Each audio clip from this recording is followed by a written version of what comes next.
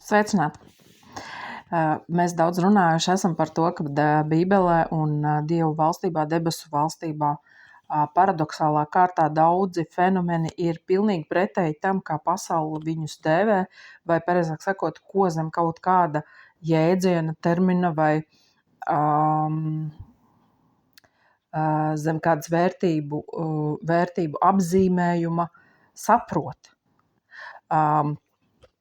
Un tā piemēram, kaut vai šis, kas ir tā kā pats pamats par to, kādam garam mēs arī piederam, un kāda ir Dieva daba, kaut vai tas, ka ir teikts, ka tas, kurš grib būt lielāks, tas, lai kalpo visiem, tas, lai ir kalps visiem, un kad tāds bija mūsu kungs Jēzus Kristus, tas, kura vārds ir pacelts pāri visiem vārdiem un kuru pielūgs visas tautas, kura priekšā lieksies visi ceļi, viņš iztukšoja sevi, būdams paklausīgs līdz krusta nāvei, un tādēļ viņa vārds ir paaugstināts pāri par visiem vārdiem. Tātad šis ir tāds visspilgtākais, kaut vai, kā piemērs par to, kā mēs saprotam, piemēram, līderību pasaulē un kā debesu valstībā. Tātad pretēji pilnīgi, nekā tas ir pasaulē, kur, piemēram, līderis ir kāds, kurš tur atvēl tev 5 minūtes, tad, kad viņam ir laiks, vai pie viņa ir jāpierakstās tur, 3 mēneši iepriekš un tā tālāk. Tātad tas, kā tas pasaulē notiek, mēs redzam, ka Jēzus tajā vietā ir pilnīgi pieejams un ka viņš mazgā saviem mācekļiem pat kājas. Un tātad tas cilvēciskam prātam un cilvēciskai loģikai un domāšanai un vērtību sistēmai nav bieži vien saprotams. Un tieši tāpat tās daudzi un citi jēdzieni. Tā, piemēram, kaut vai paskatīsimies par to, kā mēs saprotam žēlstību, jo, teiksim, tāpēc mums ir teikts, ka mums ir dots Kristus prāts, tāpēc mums ir teikts, lai mēs pirmkārt atjaunojamies savā domāšanā, savā prātā, savā izpratnē par to, ko Dieva vārds ir pateicis mums, kas ir teikts Dieva vārdā. Tieši tāpēc, ka tātad šie jēdzieni var būt tik kardināli pretēji, kad ja mēs sāksim kaut kādu šo jēdzienu izprast pēc pasaules vērtības sistēmas, tad mēs ļoti smagi varam aizmaldīties. Mums svētajos rakstos ir teikts, tas, kurš domā, ka viņš stāv, lai skatās, ka viņš nekrīt. Un viens no momentiem, kā tas var notikt, ir tieši šis, ka tātad mēs palaižam garām šo konkrēto jēdzienu izpratni, no debesu valstības skata punkta. Tad mēs sākam kaut ko jaukt kopā ar to, kā pasaule redz, kaut kādas konkrētas lietas. Tā kā, piemēram, es tikko teicu, kad pieņemsim šo te līderību kaut vai, kas tas ir, kā tas izskatās. Un tā tieši tāpatās tas var būt, pieņemsim, ciešanu jēdziens, tas var būt, piemēram, jēdziens bagātība. Tātad par to ir ļoti daudz runāts, ka tātad es nezinu, tas ir viens no tādiem spilgtākajiem, arī piemēriem, kad mēs saprotam, ka debesu valstībā, mūsu kungs, Dievs, bagātību pilnīgi savādāk identificē, nekā pasaulīgs cilvēks caur pasaules vērtību sistēmu. Protams, mēs saprotam, kad ir šī teiksim, ar miesas skatu punktu raugoties, kaut kāda miesīga bagātība, materiāla bagātība, finansiāla labklājība un tā tālāk, un kas nav izslēgta cilvēkam, kurš pieder debesu valstībai, bet tātad, kā jau tas ir 100 reižu runāts, tātad tas nekādā veidā nenosaka to, vai tu piederi vai nepiederi debesu valstībai, vai tava dzīve ir veiksmīga vai neveiksmīga. es uzsveru Kristū, ja? Tādēļ, ka ir daudz un dažādi faktori, kas runā par to, kas notiek tavā dzīvē, ja? Vai tev ir sadraudzība ar Dievu, vai tevī ir dzīvība, ja, kas nāk no Dieva, vai tevī ir tas miers pārdabiskais, ko var dot tikai Dievs, vai tevī ir prieks svētajā garā, ja, vai notiek kaut kādas pārmaiņas tavā sirdī, ja, vai tu kļūsti mīlošāks, vai tevī mīt cerība, ja, par šo te pestīšanu, ja, vai tevī ir šis pestīšanas prieks, un tā tālāk, mīļie draugi, tas ir tas, par ko mēs esam aicināti pamatā domāt un rūpēties, un visas pārējās lietas, mīļie, mums tiks piemestas, ja, to mums saka svētie raksti, un, protams, tas nenozīmē, ka mēs nevaram interesēties, ja, par kaut kādu, es nezinu, izaugsmi, ja, kaut vai finansiālu labklājību, ja, vai kādu citādāku virzienu, teiksim, kaut kādu tādu dziļāku ieskatu, izpēti, ja, un tā tālāk, ja, ja tajā tevi Dievs vada, ja, un kaut kādā veidā viņš tevi apmāca un māca, ja, bet, mīļie, tas ir šausmīgi, tas ir briesmīgi, ja kristīgi cilvēki, tādi, kuri nesā valkā Jēzus vārdu, un kurus, piemēram, uz kuriem, tā teikt, uzduroties, uzraujoties, ja, kaut vai, teiksim, kā ir, ja, slēngā, ja, kaut kur netā, ja, sociālajos tīklos, ja cilvēks, kurš, piemēram, varbūt nav vispār, kuram nav nekāds sakars ar kristietību, viņš dzird to vien, viņš dzird, kā kļūt bagātam, kā domā bagāts, ko dara bagāts. Mīļie, tas ir absurds, un tas ir vienkārši pretīgi. Es nekā savādāk to nevaru pateikt. Tas ir pretīgi, un liekas, kā tas var būt, ka cilvēks, kurš tik daudzus gadus ir Kristū, kur bieži vien tie ir pat mācītāji, ja, kur atļaujās publicēt šādus video, ja, kur viņi runā tikai par bagātību. Ja, tur nav citas tēmas, labklājība un bagātība. Kā domā bagāts cilvēks, ko dara bagāts cilvēks, ko nedara bagāts cilvēks. Ja.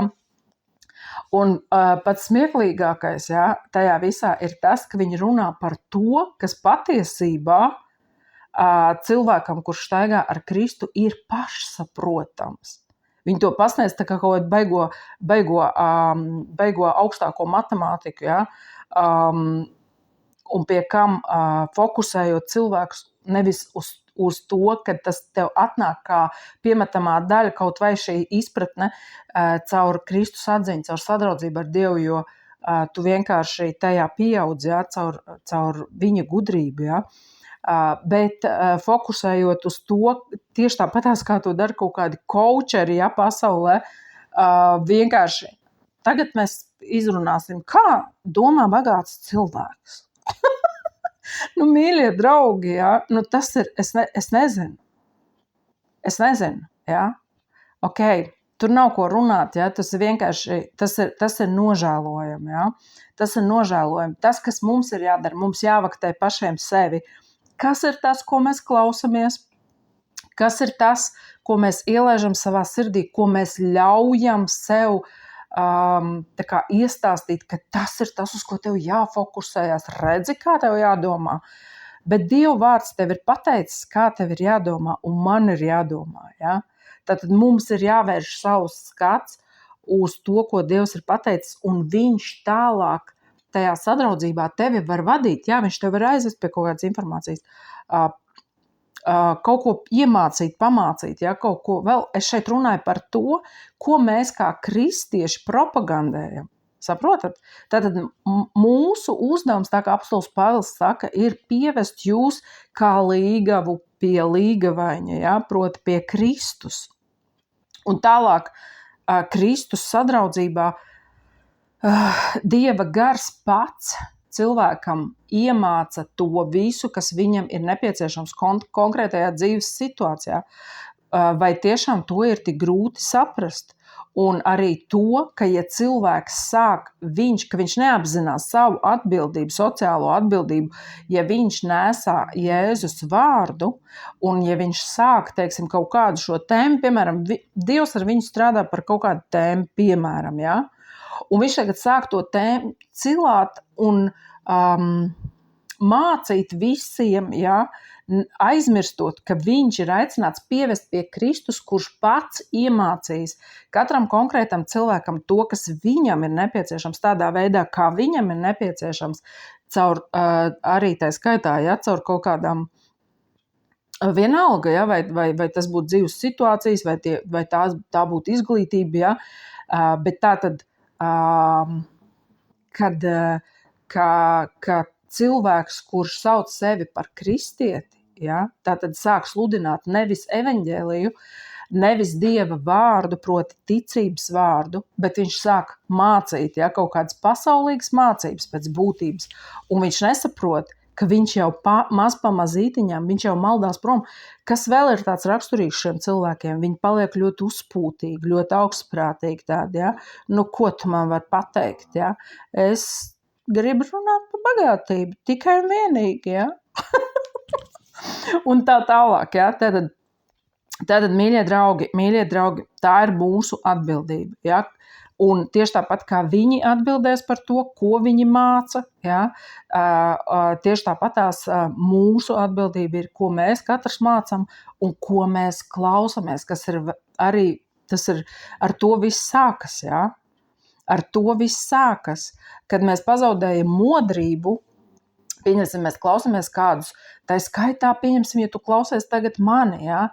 Vienalga, vienmēr mēs esam aicināti palikt modri un pārbaudīt to, ko mums māca, jo nepārbaudīt mēs varam tikai tā cilvēka vārdus vai sludināto, kurš jau ir pierādījis sevi, ja, ar savas dzīves galu, ja, tā kā mums tas ir teikts, ka skatieties uz dzīves galu, ja, kā apostuli, tāpēc, pieņemsim, kāpēc mēs varam apostuli Pāvila vēstules, piemēram, ņemt, ja, kā pilnīgi uzticam un drošu pamatu, caur kuru runā Dievs, ja, tātad viņš ir savu šo dzīves gājumu nobeidzis, ja, un ticību turējis, ja, tā kā tas arī ir teikts, ja, bet kur dzīves galā būs šie balamutes, kas tikai to vien dara, kā sludina, ja, par savu naudu, par savām finansēm, par savu bagātību, nekas cits viņiem nav, kur būs viņu dzīves gals, mēs to neviens vēl nezinām, mīļie draugi.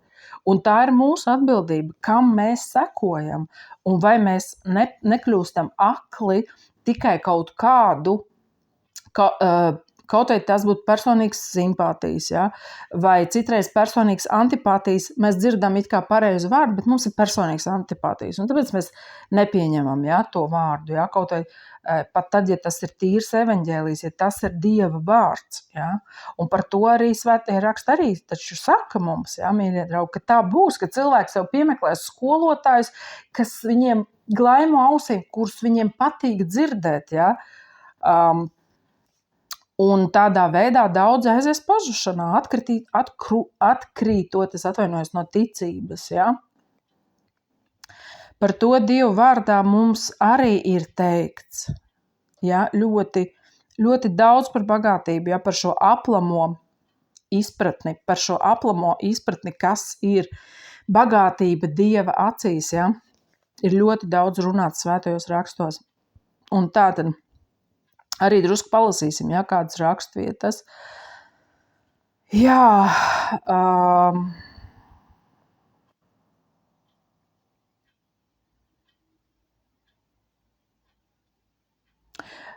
nu kaut vai, ja, no Atklāsmes mēs zinām, ja, šo rakstvietu, Atklāsmes grāmata, ja, 3. nodaļa.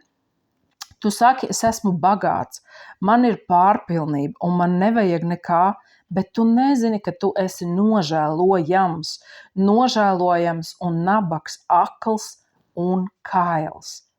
Ja, tātad runājot par to, ar ko mēs iesākām, ka Tātad tas var izskatīties pilnīgi pretēji, ja? Pieņemsim, cilvēks domā, ka viņš ir bagāts. Viņa pēkšņi ir sakāps galvā, viņa personība pat izmainās, ja? Viņš kaut kāds paliek kaut kāds dīvains, ja? Pirmā dīvainība, kas ir visu nākošo dīvainību sākumā, mīļie draugi, ir lepnība, kā mums to saka svētie raksti, un lepnība ir tajā, ka mēs sākam izdomāt savu mācību, mēs vairs nesakojam Kristus mācībai, mēs vairs neturamies pie Dieva vārda, mēs sākam sludināt kaut kādu savu patiesību, ja? Sākam izgaismot un akcentēt kaut kādu savu redzējumu, ignorējot to, ko Dievs ir pateicis, mīļie draugi. Ja? Un es vēlreiz šeit to uzsveru vēlreiz un vienmēr to esmu teikusi. Es neesmu pret materiālo bagātību un finansiālo labklājību nekādā gadījumā. Ja? Es ticu, ka Dievs mums var iedot un dod, un viņš mūs māca un vada uz zaļainām ganībām. Katru tā, kā viņam tas ir nepieciešams, tad, kad viņam tas ir nepieciešams, jo, mīļie, šis process var būt ļoti dziļš. Tas nav tā kā pasaulē, ja, ka tev iemāca, saki tā, dari šitā, un tad tev reku tur būs tā, ja. Tātad Dievs, jā, viņš arī tā skaitā var kādu informāciju tev iedot par kādiem procesiem, ja, kā ko darīt, bet Dievs jau darbojās mūsu sirdīs, jūs saprotat? Svētais gars ir izliets mūsu sirdīs. Jūs varat iedomāties, mīļie, cik liela, es nezinu, vienība vai kā to pateikt, ir mūsu dvēsele. Ja? Kas tas ir? Tas ir vesels visums. Ja, pēc kaut kādā ziņā, ja, tā ir vesela pasaule, tas ir vesels liktenis, ja, mūsu dvēselē ir visas mūsu emocijas, atmiņas, mūsu domāšana, redzējums un tā tālāk, ja, ieradumi un viss, kas mums patīk un nepatīk un tā tālāk, un tātad Dievs ar to visu strādā, ja? Viņš tīra ārā mūsu kaut kādas sāpes, rētas, rūgtumus, viņš mūs stiprina, viņš mūs atjauno, ja? Viņš to visu dara paralēli tam, ka mēs jau paralēli turpinam dzīvot, mēs ikdienas no jauna saskaramies ar jaunu dienu, kurā, protams, viņš ir ar mums, bet tajā pašā laikā ir arī dvēseli pretinieks, kurš neguļ, ja? Kurš staigā apkārt kā rūcošs meklēdams, ko viņš varētu aprīt, ja? Un darbodamies tā skaitā caur cilvēkiem, caur neapzinātiem cilvēkiem, caur neticīgiem cilvēkiem, ja? Mēģinot kaitēt Dieva bērniem, ja? Un tātad šis process notiek paralēli. Jūs saprotat, ka tas nav tik vienkārši, tas var nebūt vienas dienas, 2 mēnešu vai pat vairāku gadu jautājums, ja? Tas var būt gadu 10 jautājums, mīļie draugi, tādēļ, ka Dievs ir ieinteresēts nevis tajā, kā jau mēs par to esam iesmējuši, ja? Lai tev būtu mašīna vai 2 mašīnas vai 3, bet viņš ir ieinteresēts, lai tava dvēsele tiktu izglābta. Tātad pirmām kārtām tajā ir jāparādās tavā dvēselē, tavā un manā dvēselē ir jāparādās bagātībai, kuru tev neviens nekad nevarēs atņemt un kas Dieva acīs tāda ir. Ja, tātad tas parādās tajā, kā tu izturies pret cilvēkiem. Tas parādās pirmkārt tajā, kad tev ir ticība pārbagātībā, caur ko šī Dieva dzīvība plūs tevī, ka tu vari, ejot cauri dažādiem izaicinājumiem un situācijām, vienmēr būt šajā mierā un priekā, bet, mīļie, ko izdara šie te fokusētāji uz to pastāvīgo bagātību, domāšanu par bagātību un tā tālāk, ko viņi izdara ar to, ka nevis tu vairs tā kā meklē Dievu, ja, un sadraudzību ar viņu, bet tu meklē šo te, ja, un mūsdienās, kad visapkārt, visur no visiem gludekļiem, tā teikt, ja, sauc, hei, nopērc mani, hei, nē, nopērc šo, nē, tev vajag šito, nē, šitas telefons jau sen ir vecs, tev vajag šito jaunāko, ja, un tā tālāk, cilvēks ir pakļauts tādam spiedienam, ja, un iedomājieties, ko dara šāda veida sludinātāji, ja, tos, kuri tikko ir paglābušies no šīs pasaules posta, ja, no šī kārību posta, kuru dēļ viņi gāja bojā, ja, tā kā mums to raksta tieši arī saka, ja, viņi atkal vilina iekšā cilvēkus šajā domāšanā, ja, kur viņiem visu laiku kaut ko vajag, kur viņus visu laiku fokusē uz bagātību, uz to, ka tev jābūt bagātam, uz to, kā bagātība izskatās, un tikai tā, ja, tad špricējot iekšā, ja, šo pasaulīgo redzējumu par to, kas ir bagātība, ja, kas ir veiksme, ja, ignorējot to, ko Dievs par to ir pateicis. Un tāpēc mēs zinām arī raksturvietu, ja, kur Jēzus saka, es tev došu padomu, pērc no manis zeltu, kas ugunī kausēts, lai tu kļūtu bagāts, un baltas drēbes, lai tu apģērbies, un tavu kailuma kauns neatklājas. Tātad, mīļie, tipisks piemērs, ja, kā pasaulīgs cilvēks ar pasaules vērtību sistēmas domāšanu saindēts. Šajā rakstu vietā, ko viņš ierauga, ja? Tātad šeit ir teikts, es tev došu padomu pērc no manis zeltu, kas ugunī kausēts, lai tu kļūtu bagāts, un tā tālāk. Ja? Tātad, kā viņš redz? Es tev došu padomu pērc no manis zeltu, mēs zinām, ja? Ka tātad runa iet par ticību, kas ugunī kausēts, lai tu kļūtu bagāts. Ja? Tātad viņš domā, man būs ticība, un tad es kļūšu bagāts. Bet šajā rakstvietā, mīļie draugi, ir teikts, ka šī ticība pati par sevi ir bagātība. Tieši tāpatās, kā tas ir teikts par dievbijību un pieticību, ja, ka tā pati par sevi ir bagātība. Kāpēc tā ir bagātība, mīļie draugi? Tāpēc, ka mēs jau arī kādreiz par to runājām. Ja? Tas nav tikai tā, ka cilvēks kaut kā paciešās, vai viņš kaut kā tur tā. Runa ir par to, ka viņš jūtās tur, kur kādi cilvēki nespēja būt pieticīgi, ja? Kur viņus visu laiku rausta šīs kārības un vēlmes, kāds spēj būt pieticīgs, un tā ir patiesa bagātība. Viņu neviens un nekas nerausta. Ja, ja viņš kaut ko patiešām, ja viņam kaut kas patiešām būs vajadzīgs, ja, viņš to mierīgi, bez jebkādas raustīšanas, ja, varēs iegādāties, ja, un tā tālāk. Ja. Un, mīļie draugi, tas ir zināms process, ja. Līdz šādai bagātībai Dievs tevi grib aizvest, ka tu esi brīvs no šīs pasaules ietekmes. Ja? Un tātad šie finansiālās labklājības un tā tālāk sludinātāji, kas visu laiku tur tikai par to vien perās, pēc būtības viņi tev ved kardināli pretējā virzienā, viņi tev ved atpakaļ tajā dzīvē, kur tu tikai par to vien domāji. Ja?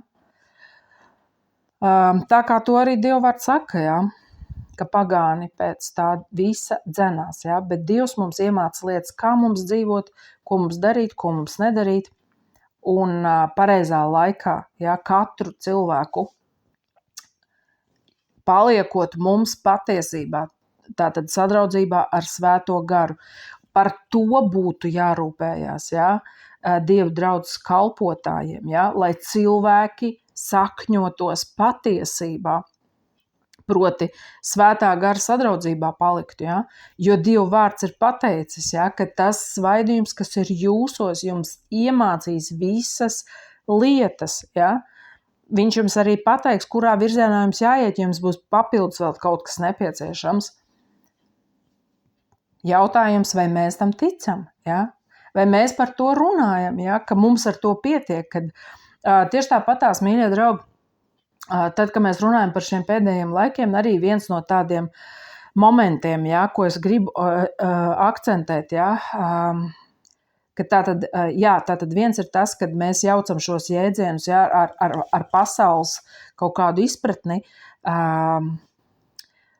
bet citreiz ir tā, kad tā kā tieši tieši tā kā bišķi otrādi sanāk, kā bišķi otrādi, ja? Es runāju par šo rakstu vietu, ja, kur ir teikts, ja jau jūs Kristu esat pieņēmuši, tad Kristu arī paliekat, ja? Kāpēc jūs vēl dzīvojat pēc šīs pasaules baušļiem, ja? Tātad tev nebūs pieskarties, tev nebūs ēst, tev nebūs baudīt, ja? Tātad runa iet par to, ka cilvēki, mēs saprotam, ka arī citādākā veidā var aizvietot, ja? Šos te kaut kādus svēt dzīves jēdzienus vai izpratni ar patiesībā pasaulīgiem baušļiem, cilvēciskiem baušļiem, pasaulīgām mācībām, to pašu askēzi un tā tālāk. Ja? Tā, piemēram, arī runājot par pēdējā laika atkrišanām, ja pēkšņi sāk kaut kādas runas izplatīties, kad tu vari pēkšņi zaudēt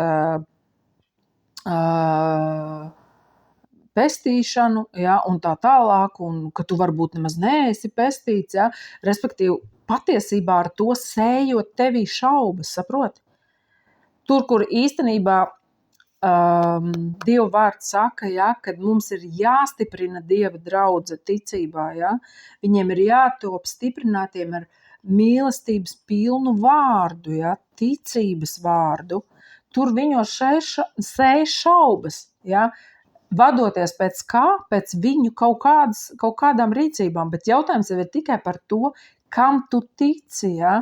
Uz to tev ir jāfokusējās. Tu nedrīkst tērēt savu laiku, lai atkal šaubītos, ja? Lai atkal skatītos atpakaļ, lai tu nekļūtu par salstabu kā Lota sieva. Jā, mīļie draugi, tas, protams, viss ir ļoti nopietni un ļoti dziļi, bet mēs no tā viss varam izvairīties, ja mēs paliekam Dievu vārdā, ja mēs joprojām sekojam Jēzum, proti esam Dieva gara vadīti, ja, tātad mēs piekrītam tam, ko Dievs ir pateicis, ja mēs sakņojamies tajā, un tas ir tas, ko mēs sludinam, nevis kaut kādu savu mācību, bet mēs pasludinam Jēzus Kristus mācību, ja. Mēs nesludinām sevi, mēs sludinām Kristu. Ja? Tātad tā skaitā mēs nesludinām, kā es kā bagāts cilvēks domāju. Ja?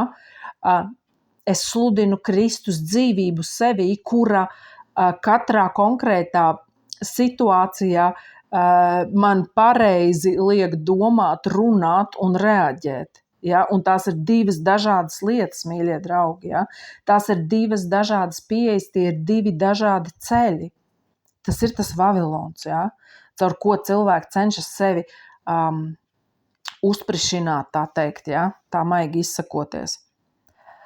Vai kaut kādas mērķis sasniegt caur to, ka nevis es mainu savu domāšanu tādā ziņā, lai manā dzīvē būtu aktīva šī sadraudzība ar Kristus garu, bet kad es mainu savu domāšanu tādā ziņā, lai es mainītu pats sevi, saprotat?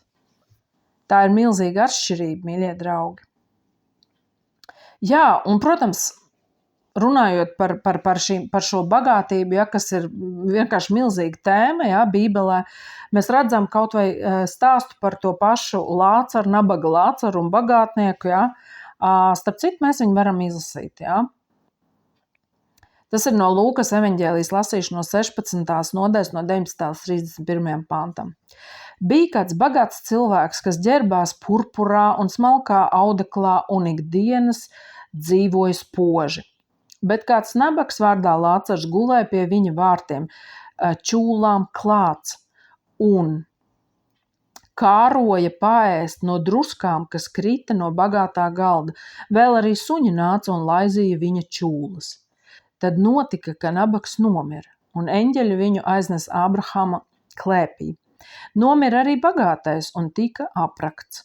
Un ellē mokās būdams, viņš pacēla savas acis un redzēja no tālienes Ābrahamu un Lācaru viņa klēpī. Tad viņš sauca: Tēvs Ābraham, apžēlojies par mani un sūti Lācaru, lai viņš iemērc savu pirkstu galu ūdenī un atveldzē manu mēli, jo es ciešu mokas šinī liesmā.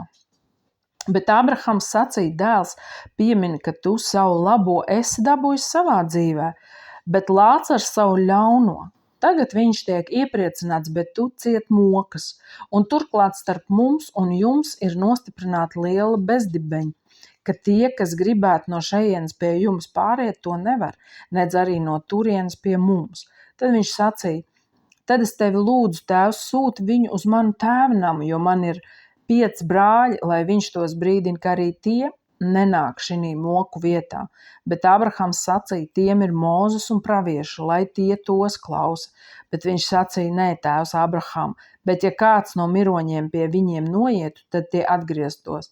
Bet viņš tam sacīja, ja tie neklausa Mūzu un praviešus, tie neticēs arī tad, ja kāds no miroņiem celtos augšām. Jā, tātad mēs saprotam, ja, kad, protams, kad stāsts ir no vecās derības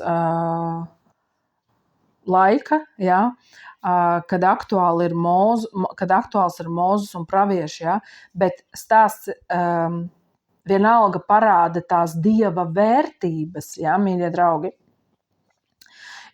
kas vēlreiz tiek aktualizēts arī Atklāsmes grāmatā. Ja. Un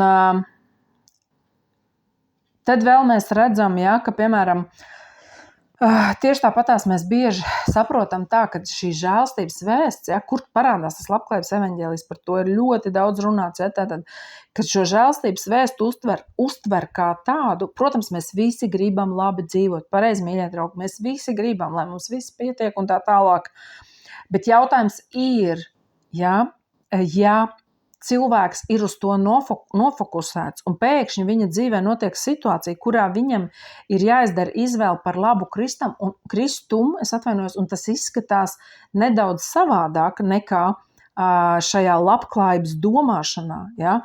Un, mīļie draugi, tur cilvēks pēkšņi pazaudē šo saķeri. Ja? Tas ir tas stāsts par bagāto jaunekli, ja? Kurš apbēdinājās un nespēja sekot Jēzum, jo viņš bija marinējies tajā, ja? Viņš bija pieradis tā dzīvot, tā domāt, ja? Viņš bija pieradis, ka tas ir normāli, tas ir ok, tas ir tas, uz ko viņš iet, kas ir viņa veiksmes rādītājs, ja? Un tā tālāk, ja? Ļoti garš video, nu nekas, tēma ir ļoti, ļoti mega svarīga un dziļa. Un kur mēs vēl varam redzēt, ja, tātad par to, kas ir bagātība Dieva acīs. Ja, mēs jau runājam tātad, ka tā ir pirmkārt ticība, ja, ticības pārbagātība mūsos. Un tad palasīsim no 2. vēstules Korintiešiem, ja, 8. nodaļas brāļi. Mēs jums darām zinām Dieva žēlstību, kas dot Maķedonijas draudzēm, ja, ka lielā pārbaudījumu bēdā viņu prieka pārpilnība un viņu dziļā nabadzība bagātīgi izpaudās viņu devības bagātībā. Ja? Tātad atkal bagātīgi izpaudās viņu devības bagātībā. Ja? Tātad par bagātību ir nosaukta devība, ja? Tieši devība. Un tas nenozīmē, ka kā mums tagad to saliek kopā, redzi, ja tu būsi devīgs, tad tu būsi bagāts. Ja? Tad visu laiku kaut ko mēģina izzīst. Ja? Tā kā visu laiku tāda, kas man jādara, lai es būtu bagāts. Ja? Tas ir nolasāms visu laiku. Ja? Vai kas jādara tev, lai tu būtu bagāts? Mīļais draugs, mīļais brāl, mīļā māsa, ja tev ir sadraudzība ar pašu Dievu, ja, Jēzu Kristu, pateicoties viņa upurim, ja, Svētais Gars ir izlietis tavā sirdī, tu esi bagāts, ja, un tu vari teikt sevi laimīgi esam. Vienalga, vai tev šodien kaut kas ir, vai tev nav nekā, tu esi bagāts. Un tas var izskatīties dažādi tavas dzīves laikā, tā kā apostols Pāvils arī par to runā, ka viņš var dzīvot pārticībā, un viņš ir dzīvojis nabadzībā, un viņš ir mācījies dzīvot gan tā. Ja? Tātad Svētais Gars ir viņu mācījis, un tātad tas acīm redzot, ja Dievs to ir uzskatījis par vērtīgu, ja šādu mācību stundu, kas ir izkristalizējusi kaut kādas īpašas kvalitātes cilvēkā. Ja, kuras nevarētu izkristalizēties iespējams savādāk, ja, un tā tālāk. Ja. Bet ko šodien visu stūrē vienā virzienā, un ja tu tagad teji kaut kas tev ir savādāk, tad tu vispār neesi kristietis, ja? Tu vispār neko nesaproti, tev nav atziņa vispār, ja? Un tā tālāk. Nu, tas ir ārprāts. Kā tā var būt? Ziniet, par ko es brīnos? Kā klusē, kur ir bīskapi, kaut kādi cilvēki, kas augstāk stāvoši, ja, kalpotāji, viņi nepārbauda, kas skan tajos internetos, ja? Kā tas var būt, ka katrs vienkārši sludina, kas viņam ienāk prātā, un viņam ir draudze, un viņš mierīgi sludina, un viņš vēl ir baigais krūtais, ja? Nu, piemēram, ja es runāju tieši par tiem, kuri vienkārši klāji sludina, ja, šo te bagātību, tikai to un to, ja, nekas cits viņiem nav vispār, ja. Un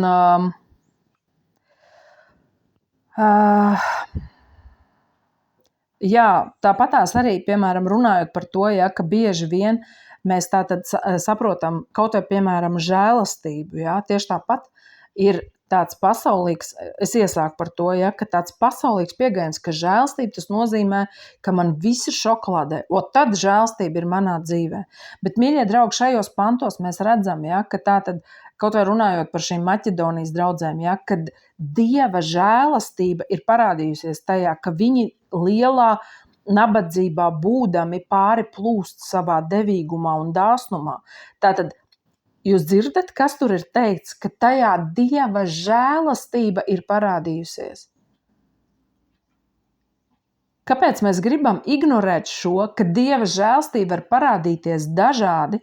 Tieši tāpatās mēs zinām, ka rakstvieta ir teikt, kad ir rakstvieta, kurā ir teikts, kad mums bija dots Dieva žēlastībā ciest Dieva vārda dēļ, ja?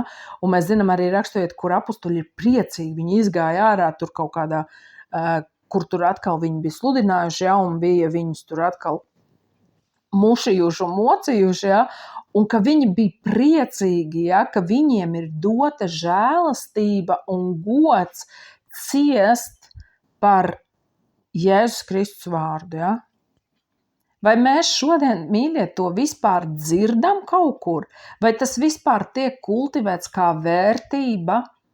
Vai draudze ir tā pati pasaule? Ja? Vienkārši man ir Jēzus Kristus burvju nūjiņa. Redz, kā es varu? Paskaties!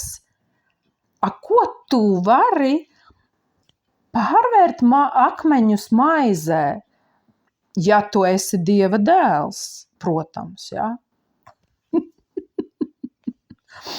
Oi, vienmēr sakot, tēma ļoti dziļa, ļoti plaša, bet noslēgumā es izlasīšu no Romiešiem 5. nodaļas, no 1. līdz 5. pantam. Tātad, mums ticībā attaisnotajiem ir miers ar Dievu caur mūsu kungu Jēzu Kristu.